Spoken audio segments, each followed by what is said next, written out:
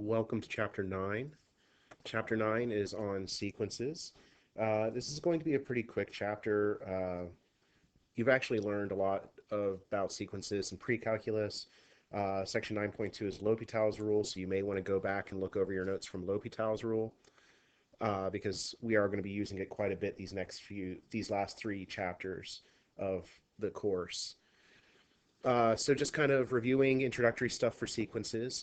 Remember that a sequence is just a list of numbers written in a specific order. The order matters.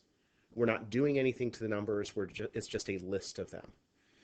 We can have a finite sequence, which has by definition, finite number of terms in its domain here, or infinite, where it goes on forever. And the infinite tend to be what we in calculus are more interested in, especially when we start adding these up as series.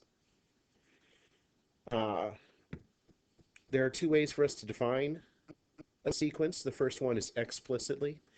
Explicitly means that we are given an equation that tells us how to find the nth term, any term that we're looking for. So if I wanted the third term, I'd plug in 3 for n. If I wanted the 76th term, I'd plug in 76 for n. So in this, where it's saying find the first 4 terms in 100th term of this sequence, to find the first term, I plug in 1 for n, so a sub 1 be negative 1 to the 1 plus 1, which is negative a half. The second term would be negative 1 squared, which is positive 1, over 2 squared plus 1, which would be 1/5. The third term being negative 1 cubed, which is negative 1, over 3 squared plus 1, which is negative 1/10.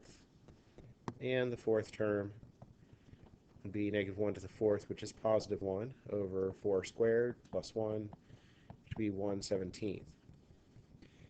And we can keep going with any of these terms. So say for the 100th term, I'd plug in 100 for n, so negative 1 to the 100th is positive 1, over 100 squared plus 1, which would be 1 over 10,001.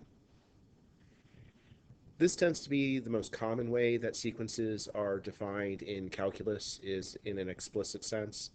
However, more commonly, especially in computer programming, is recursively. And what recursively means is that these are defined where each term is determined by the term before it. So we're given a first term and then told how to go from that to the next one, and then from that to the next one, and then from that to the next one.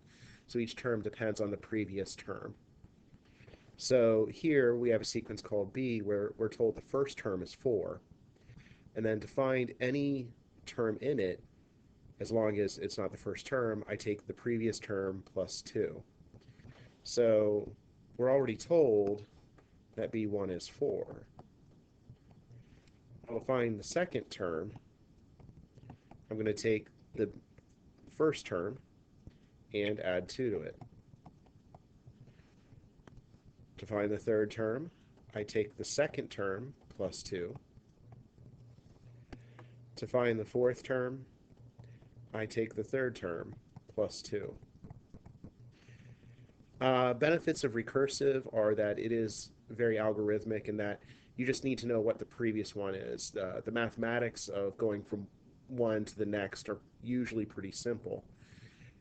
Drawback of recursive is that if I wanted to find, say, the 100th term of this, I'd have to find the 99 terms before it before I can find the 100th. Because the way this is defined is that the 100th term would be the 99th term plus 2. But to know the 99th, I need to know the 98th, and so on. So in a computer program, that's no big deal because the computer does all of that work. But if we're doing it by hand, it's a bit tougher to do recursively. So we do tend to work explicitly more often. The next video will then pick up here with arithmetic and geometric sequences.